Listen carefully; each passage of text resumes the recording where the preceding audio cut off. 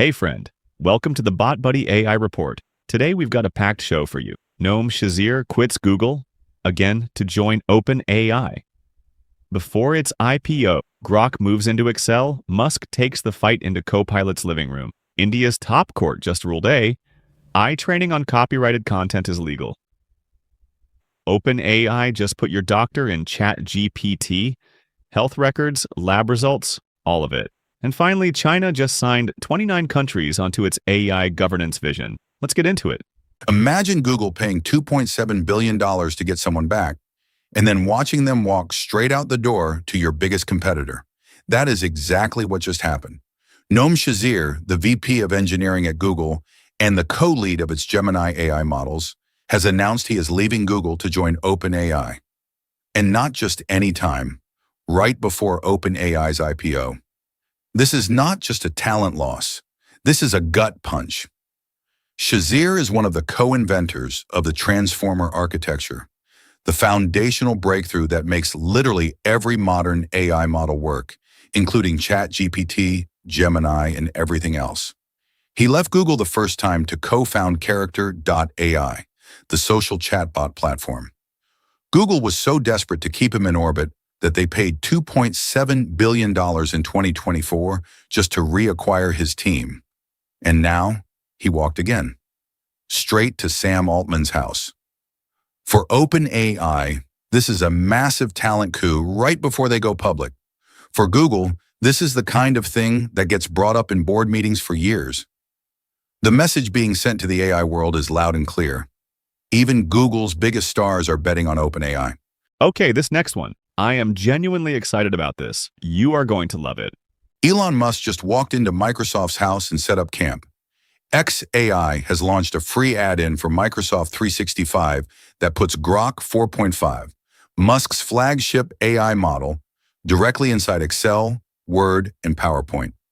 From a sidebar, you can ask Grok to analyze your spreadsheet data, build financial models, write formulas, search the web, and summarize documents, all using plain English. Here is the kicker.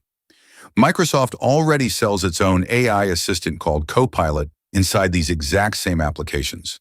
And now Grok is sitting right next to it, competing for the same users on Microsoft's own platform. Remember, Microsoft has invested $13 billion into OpenAI.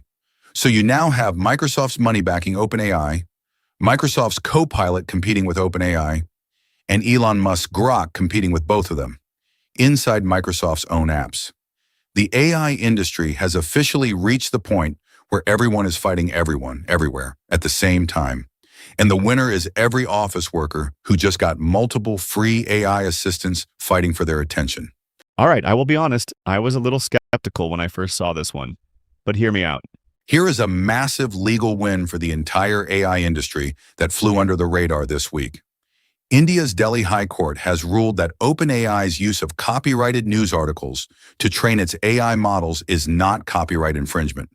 The case was brought by ANI, one of India's biggest news agencies. They argued that OpenAI scraped and used their published articles without permission to train ChatGPT and demanded an injunction to stop it. The court said no. Justice Amit Bansal ruled that this kind of use falls under fair dealing, essentially India's version of fair use, because it qualifies as research and personal use under Indian copyright law. Now here is why this matters beyond India. The global AI industry is currently facing a wave of copyright lawsuits from publishers, authors, and news organizations in the US, UK, and Europe. Every time a court rules that AI training constitutes fair use, it weakens those cases. The Delhi ruling joins a growing body of legal precedent that says AI companies have the right to train on publicly available content. For OpenAI, this is one more brick in their legal fortress. For media companies trying to stop AI training through the courts, the walls keep closing in. Now this one is a little concerning. This is something we should all be paying attention to. OpenAI just made a move that is going to generate headlines for months. They have rolled out ChatGPT Health to all logged-in users in the United States. What does that mean? It means you can now connect your Apple Health data, your heart rate, your sleep, your exercise, as well as your actual medical records and lab results directly to ChatGPT. The chatbot can then reference your personal health information when answering your questions. Ask it about your cholesterol numbers. Ask it what your blood pressure trend means. Ask it if your recent lab results look concerning. And ChatGPT will actually know your data when it answers. Now let us pause and think about what this is. OpenAI is now sitting between you and your doctor. They have access to some of the most sensitive personal data that exists. And they have done this by rolling it out to all US users in a single announcement, with regulators, the medical establishment, and privacy advocates barely having time to react. At the same time, OpenAI also launched Presence, a new enterprise platform for businesses to build AI-powered voice and chat agents with built-in safety guardrails. The company is not slowing down for anyone. All right, let's go. This next story has me fired up. You are going to want to hear this.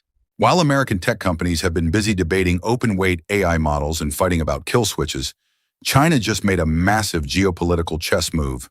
The World AI Conference in Shanghai just wrapped up, and it was addressed personally by President Xi Jinping. The headline result: 29 countries have signed on as founding members of a brand new World Artificial Intelligence Cooperation Organization. China's framework, China's vision, China's rules. Let that sink in. 29 nations, including countries in Africa, the Middle East, Southeast Asia, and beyond, have now committed to a Chinese-led vision for how AI should be governed globally. This is not just about technology. This is about who writes the rule book for the most powerful technology in human history. The US has been the dominant force in AI development, but it has been consumed by internal debates about safety, open source, and corporate power. China spotted the governance vacuum and moved directly into it. The stakes here are not just economic. They are about which values, transparency, control, democratic accountability versus state-directed development, get baked into the global AI infrastructure. The rulebook is being written right now, and China is holding the pen for nearly a third of the world. That's all for today, friend. If you found this helpful, smash that like button and hit subscribe. I will see you tomorrow with more AI news. Until then, stay curious, stay informed, and remember, leverage your intelligence.